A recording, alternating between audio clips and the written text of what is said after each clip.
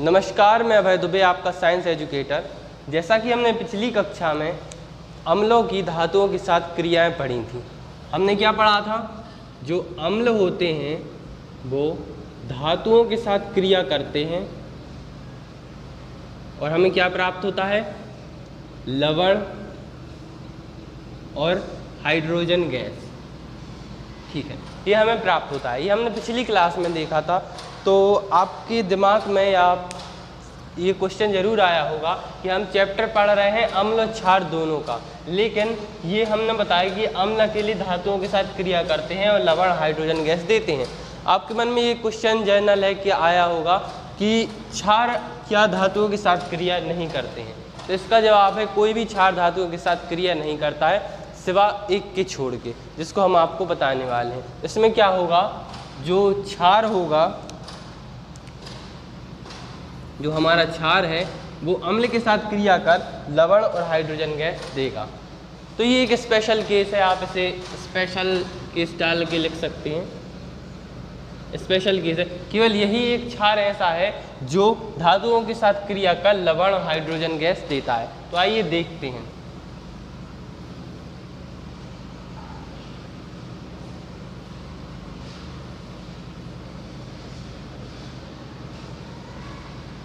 NaOH, sodium hydroxide, ये किसके साथ क्रिया करता है? धातु के साथ। धातु कौन सी? Zinc, Zn। ये सोडियम हाइड्रोक्साइड है, ये जिंक धातु के साथ क्रिया करता है तो हमें लवण प्राप्त होता है। वो भी एक अजीब सा लवण प्राप्त होता है, Na2। यहाँ से Na यहाँ आ गया, ये 2 जो आगे लगे थे वो नीचे लग गया और इसमें से अब क्या बचेगा? ये Zn लिख देंगे हम, Zn। ये यहाँ से Na यहाँ आ गया, ये Zn यहाँ आ गया, ये 2 नीचे लग गए। अब क्या बचा हमारे यहाँ पे? यहाँ हमारे पास बचे हैं 2 O और 2 H, ये हमारे पास बचे हैं। हम यहाँ क्या करेंगे? O2 लगा देंगे, ठीक है, और प्लस H2। ये तो इसमें जो सोडियम हाइड्रोक्साइड है ये जिंक धातु के साथ क्रिया करके ये सोडियम जिंकेट देता है और हाइड्रोजन गैस उत्पन्न होती है। ये एक साधारण सा इक्वेशन है, समीकरण है। इसमें हम आपको नाम लिख दे रहे हैं यहाँ पे। सोडियम हाइड्रोक्साइड,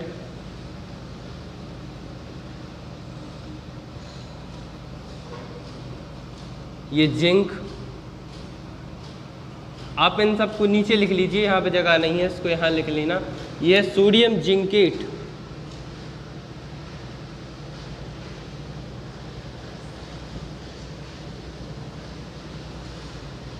और ये हमारी हाइड्रोजन गैस। ये लिखने की ज़रूरत नहीं है।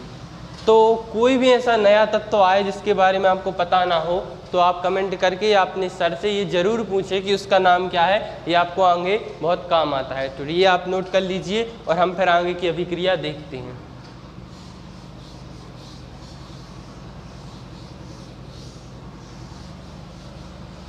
ठीक है, तो हमने पिछली क्लास में धातुओं के साथ क्रिया पढ़ी थी और हमने ये भी बताया, इसी से संबंधित एक क्वेश्चन आता है।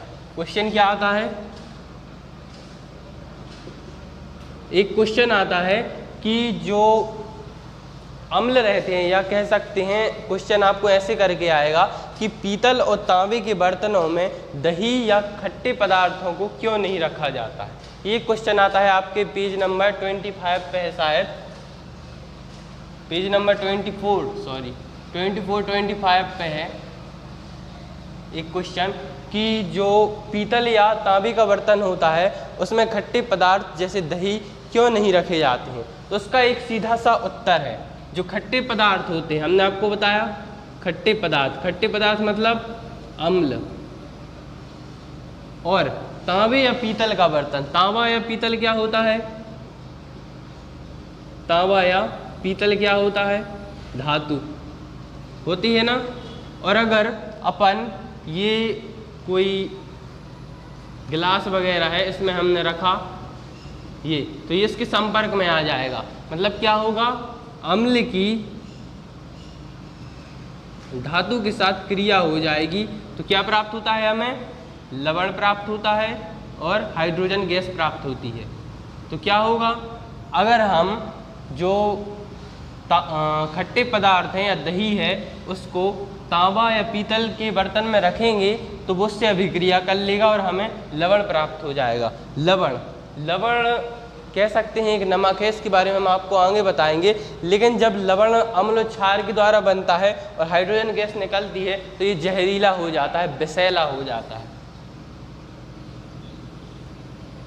विषैला। ये हमारे खाने योग्य या उपयोग योग्य नहीं बचता है, इसीलिए इसको तांबे या पीतल के बर्तन में खट्टे पदार्थों को नहीं रखा जाता।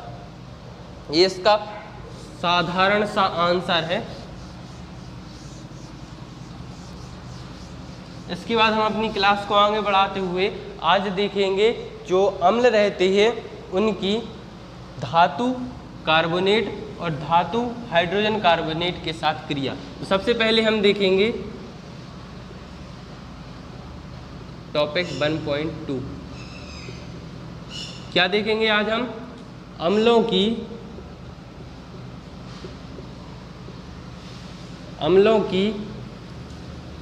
धातु कार्बोनेट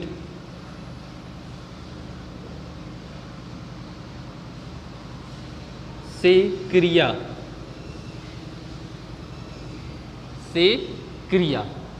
तो आपको समझ में आ रहा होगा अम्ल, तो हम यहाँ लिख लेते हैं अम्ल। हम अम्ल की क्रिया करा रहे हैं, मतलब अभिकारकों में अम्ल लिखेंगे। इसकी किसके साथ करा रहे हैं? धातु कार्बोनेट। धातु आपने पढ़ी है, धातु क्या होती है? लोहा या जिसे आयरन कहते हैं, निकल, कोबाल्ट, जिंक, ये याद करना है आपको, ये सब आपको याद करने पड़ेंगे तत्व। और जो कार्बोनेट, आपने कार्बोनेट समूह के बारे में बताया, हमने आपको पिछली क्लास में बताया था, वो आपको तत्व याद करने हैं। और जो आयन रहते हैं वो भी आपको याद करना है। ये कार्बोनेट एक आयन होता है, ये CO3 2- इस पर रहता है चार्ज, और ये एक मतलब आयन होता है। तो आपको ये आयन याद करने पड़ेंगे और इनको बनाना हम अगली क्लास में बताएंगे। तो अब हम देखते हैं, तो ये क्या हुआ हमारा अम्ल। अम्ल के साथ हमने किसकी क्रिया कराई? धातु कार्बोनेट।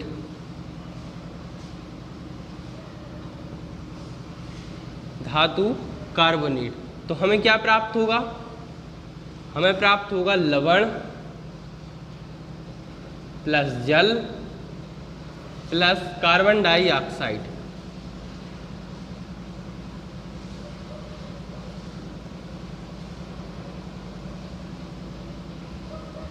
ये हमें प्राप्त होगा।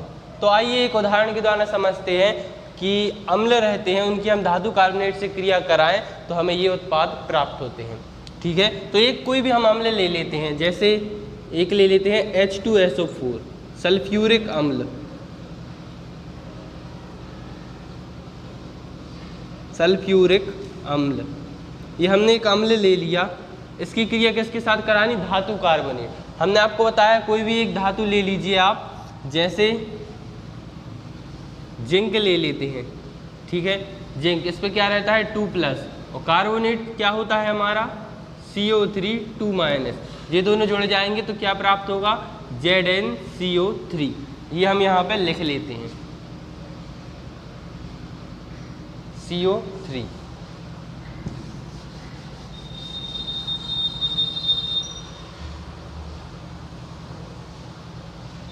ये हमने लिख लिया। इसके अलावा एक और हम उदाहरण देते हैं आपको, इससे आपको अच्छे से समझ में नहीं आएगा।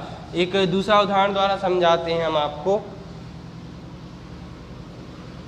एक धातु ले लेते हैं Na2CO3। ये हमने एक सोडियम धातु ले ली और ये कार्बोनेट समूह ले लिया। ये क्या हुआ हमारा? सोडियम का कार्बोनेट।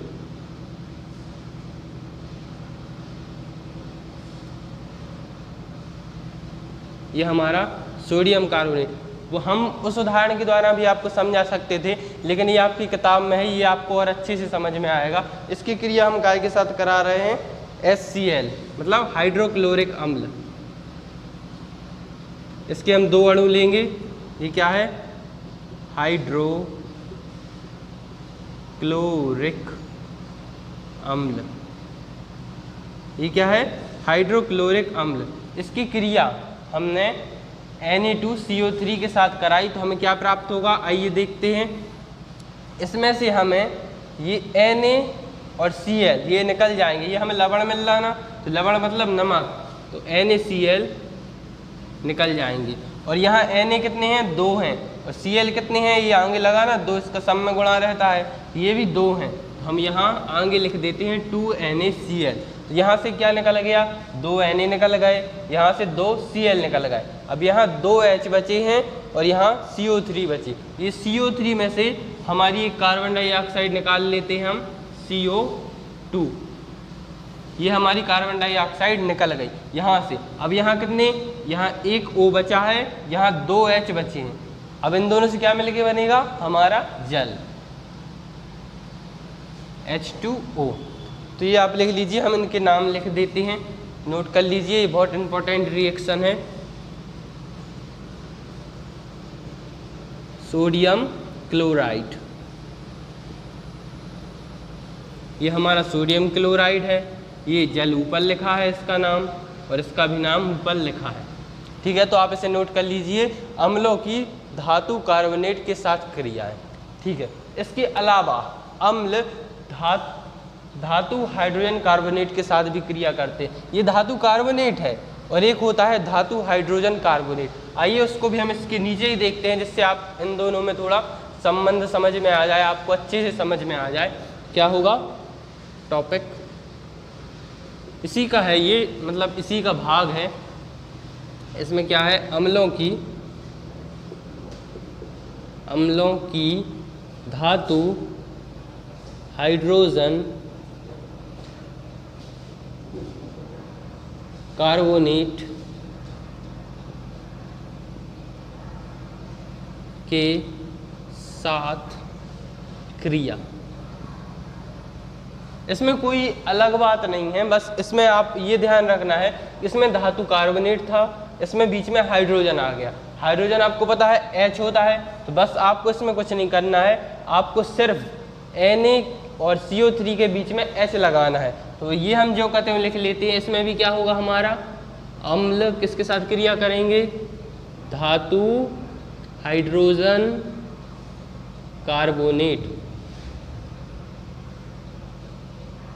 कार्बोनेट इसके साथ क्रिया करेंगे तो क्या प्राप्त होगा, हमें सेम उत्पाद प्राप्त होगा, लवण,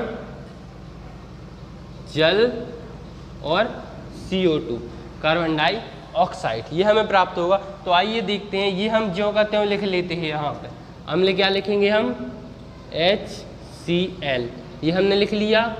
फिर इसके बाद धातु हाइड्रोजन कार्बोनेट, देखिए Na क्या है, हमारी धातु, हम जो कहते हैं लिख देते हैं बिल्कुल Na, और कार्बोनेट क्या है, CO3। देखिए हमने यहाँ से बिल्कुल जो कहते हैं लिख दिया, ये 2 लिखा है, लेकिन हम अभी बता रहे हैं आपको ये क्यों है।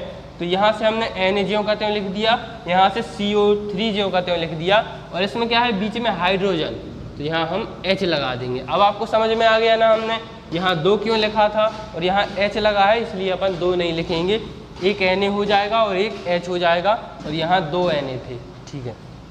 इसके बाद हम आगे की अभिक्रिया देखेंगे। यहाँ क्या होगा, यहाँ वही होगा जो यहाँ पे हुआ था, यहाँ से Na और Cl निकल जाएंगे, लवण हमारे, तो NaCl निकल गए, ठीक है। फिर इसके बाद क्या बचा यहाँ पे, एक H ये है, एक H ये है, सॉरी इसके बाद हम CO2 निकाल देंगे पहले, ये क्या हो जाएगा CO2। अब क्या बचा, एक H यहाँ बचा, एक H यहाँ बचा और एक O। देखिए यहाँ पे 3 O थे ना, 2 वो हैं, एक बचा ना, तो एक ये बचा, 1 2 3 चीज़ बची। क्या बचा हमारे पास, 2 H बचे हैं और एक O, मतलब जल। ये दोनों अभिक्रियाएं लगभग सेम अभिक्रियाएं हैं, इनको आप आसानी से समझ सकते हैं। इनमें थोड़ा सा ही अंतर है, केवल यहाँ पे H लगा है, तो ठीक है। अब देखिए ये अभिक्रिया हमने आपको पढ़ाई, ठीक है।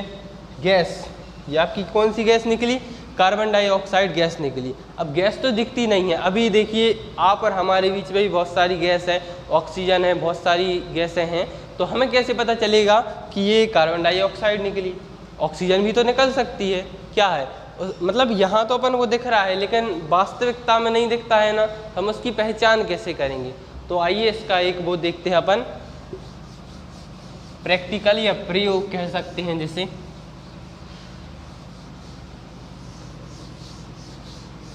हमें कार्बन डाइऑक्साइड का परीक्षण करना है। क्या करना है? कार्बन डाइऑक्साइड का परीक्षण। तो जहाँ भी एक आपको हमने बताया था कि जो कलई रहती है उसकी हमने आपको एक रिएक्शन पढ़ाई थी, तो इसका भी संबंध उसी से है। जो हमारा कैल्शियम हाइड्रोक्साइड होता है CaOH, कैल्शियम हाइड्रोक्साइड या जिसे बुझा हुआ चूना भी कहते हैं, इसकी अभिक्रिया जब CO2, मान लो वो अभिक्रिया थी उसमें हमें CO2 प्राप्त हुई, लेकिन हमें पता नहीं कि कैसे हुई, तो हम क्या करेंगे, जो गैस निकलेगी उसको इसमें डाल देंगे, CaOH का होल ट्वाइस इसमें डाल देंगे और फिर हम देखेंगे कि क्या होता है, क्या होगा इस अभिक्रिया में। ये यहाँ इसमें हेडिंग डाल दें अपन, क्या डाल दें इसमें, क्या हेडिंग डाल लें, CO2 का परीक्षण, CO2 का परीक्षण। तो ये क्या हुआ, कैल्शियम हाइड्रोक्साइड प्राप्त हुआ और मतलब जो हमें कार्बन डाइऑक्साइड प्राप्त हुई उसको हमने कैल्शियम हाइड्रोक्साइड के विलयन में डाल दिया। अब हम देखेंगे कि आगे क्या होता है। यहाँ से हमने Ca निकाला और ये CO2 लिख दिया हमने, CO2 लिखा है हमने, लेकिन ये कोई तत्व नहीं होता है। CO3 एक यौगिक होता है कार्बोनेट। अभी हम पढ़ रहे थे ना कार्बोनेट के बारे में, कार्बोनेट की अभिक्रिया है, तो क्या होता है CO3, ये हमने लिख दिया। यहाँ से Ca निकाला, यहाँ से CO2 निकाला। अब देखिए यहाँ पे कितने थे, 2 O थे ना, ये 2 लगाना और 2 H थे, तो इसमें से यहाँ CO2 था तो एक O हमने यहाँ लगा दिया, तो ये CO3 हो गया। तो यहाँ कितने बचे, 1 O बचा और 2 H बचा। और जब भी कहीं 2 H और 1 O बचे तो क्या बनता है हमारा, जल, H2O, और इसका सफ़ेद अवक्षेप प्राप्त होता है।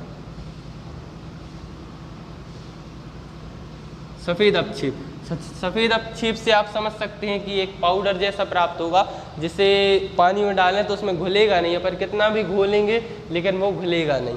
सफ़ेद अवक्षेप प्राप्त होगा कैल्शियम कार्बोनेट का। इनके हम नाम लिख देते हैं, ये हमारा कैल्शियम हाइड्रोक्साइड साइड, ये आपको पता ही है कार्बन डाइऑक्साइड, ठीक है। ये क्या है, कैल्शियम कार्बोनेट,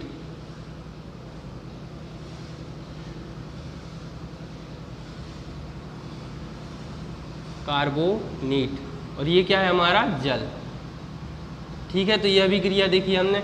और अगर मान लो ये थोड़ी सी मात्रा में कार्बन डाइऑक्साइड प्राप्त हुई, ठीक है, और अगर ज़्यादा मात्रा में प्राप्त होगी तो क्या होगा, जो हमारा ये बनेगा इससे फिर से अभिक्रिया कर लेगी कौन, CO2। तो आइए उस अभिक्रिया को भी देखते हैं। ये हम यहाँ से ऐसा लिख लेते हैं नीचे, यहाँ पर क्या लिखा हमने, CO3 प्लस H2O प्लस। अब क्या, ये फिर से अभिक्रिया करेगी इससे, तो हम यहाँ फिर से लिख देंगे CO2, ठीक है। ये अभिक्रिया की इसने और क्या प्राप्त होगा हमें, Ca यहाँ से आ जाएगा, यहाँ पे Ca आ गया ना। फिर इसके बाद हम कोष्टक लगाएंगे, HCO3 का होल ट्वाइस, ये हमें प्राप्त होगा श्वेत अवक्षेप। और जो यहाँ ये प्राप्त हुआ था ये क्या था, जल में आघुलनशील था, मतलब ये जल में घुलता नहीं है, लेकिन ये प्राप्त हुआ, ये क्या है, जल में घुलनशील है।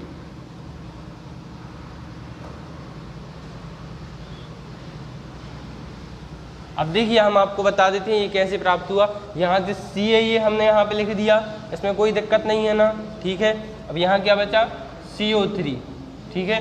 तो ये एक हमने CO3 यहाँ लिख दिया, ठीक है। यहाँ क्या है, 2H, तो 1H हमने यहाँ पे लिख दिया। यहाँ कितने बचे, 1H बचे हैं, ये तो चला गया, ठीक है। यहाँ से कितने, 1H हमने यहाँ लिख दिया और क्या बचा है, 1H बचा है और वो कितने बचे हैं, 1 O बचे हैं। यहाँ से 1H ये चला गया ना, 1 O ये बचे हैं, ठीक है। यहाँ क्या बता है, CO2, इसको हम O को इसमें लगा दे रहे हैं तो ये क्या हो गया CO3, इस H को भी यहाँ लगा दे रहे हैं, ये हो गया।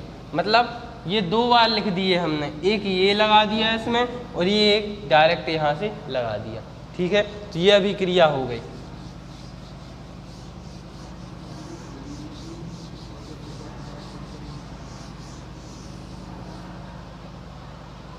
और इसके बाद हम देखेंगे अम्ल और क्षार की परस्पर में क्रियाएं। ये और देख ले रहे हैं हम टॉपिक, फिर इसके बाद आपको आगे बता देंगे। तो क्या देखेंगे हम, अम्ल और क्षार की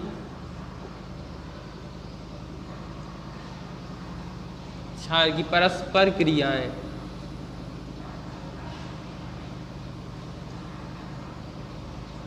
परस्पर क्रियाएं कह सकते हैं या आपस में क्रियाएं कह सकते हैं। तो अम्ल आपको पता है खट्टे होते हैं और क्षार कड़वे होते हैं। अब ये आपस में क्रियाएं करेंगे, क्या करेंगे, अम्ल किसके साथ क्रिया करेगा, क्षार के साथ। तो क्या प्राप्त होगा, हमें क्या प्राप्त होगा, लवण। बताया था हमने पहले, लवण कैसे प्राप्त होता है, अम्ल और क्षार की आपस में क्रिया के द्वारा।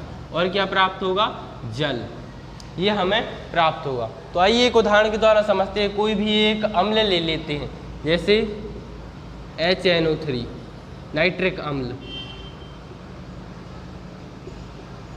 नाइट्रिक अम्ल, ये हमने एक अम्ल ले लिया, ठीक है, और प्लस एक छाल लेते हैं NaOH, ये हमने एक छाल ले लिया। इन दोनों की अभिक्रियाएं कराएंगे अब हम, NaOH और HNO3। तो इसमें क्या होगा आपको ध्यान से देखना है। Na हम सबसे पहले यहाँ लिख लेते हैं, ये हमने Na लिखा। लवण की बात आए तो उसमें Na ही होता है क्योंकि नमक का सूत्र NaCl होता है। तो ये हमने Na लिख लिया। अब यहाँ से क्या करेंगे, हम NO3 लिख लेंगे, NaNO3। अब यहाँ पे क्या बचा, एक H बचा, और यहाँ पे क्या बचा, एक H बचा और एक O बचा। ये देख रहे हैं ना, Na चला गया, यहाँ से एक O बचा और एक H बचा। यहाँ से NO3 चला गया, क्या बचा, एक H बचा। ये दोनों आपस में ऐड हो जाएंगे। और हमने आपको क्या बताया, जब भी 2 H और एक O हैं तो क्या बनता है, H2O, मतलब जल। तो ये अभिक्रिया है। और अब आपने देखा कि जो अम्ल है, नाइट्रिक अम्ल है, यह सोडियम हाइड्रोक्साइड,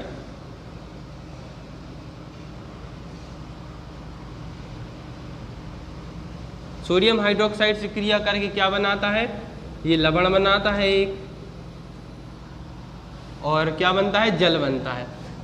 लवण बनाता है और एक जल बनाता है। मतलब ये अम्ल क्षार आपस में क्रिया कर रहे हैं, तो ना तो अम्ल बच रहा है और ना क्षार बच रहा, मतलब इसके प्रभाव भी खत्म हो गया और इसका प्रभाव भी खत्म हो गया। इसी से निकल के आती है हमारी एक उदासीनीकरण की परिभाषा।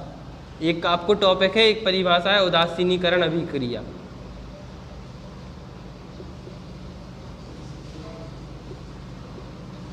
उदासीनीकरण अभिक्रिया, तो जल्दी से इसकी एक परिभाषा लिख लीजिए। ऐसी रासायनिक अभिक्रियाएं, आपके सामने है सब कुछ, ऐसी रासायनिक अभिक्रियाएं जिनमें अम्ल और क्षार आपस में क्रिया कर, ऐसी रासायनिक अभिक्रियाएं जिनमें अम्ल और क्षार आपस में क्रिया कर एक दूसरे के प्रभाव को समाप्त कर देते हैं। ऐसी रासायनिक अभिक्रियाएं जिनमें अम्ल क्षार आपस में क्रिया कर एक दूसरे के प्रभाव को समाप्त कर देते हैं तथा उत्पाद के रूप में लवण एवं जल प्राप्त होता है, उदासीनीकरण अभिक्रियाएं कहलाती हैं। इसका ये उदाहरण लिख लीजिए आप, अम्ल क्षार की आपस में क्रियाएं, और फिर अगली क्लास में देखेंगे हम। ठीक है, तो अब अगली क्लास में हमें कुछ और टॉपिक, एक और टॉपिक बचा है, 2 टॉपिक और बचे हैं, वो देखेंगे। फिर उसके बाद हम pH मान और इससे संबंधित और भी क्वेश्चन देखेंगे। ठीक है, नमस्कार, धन्यवाद।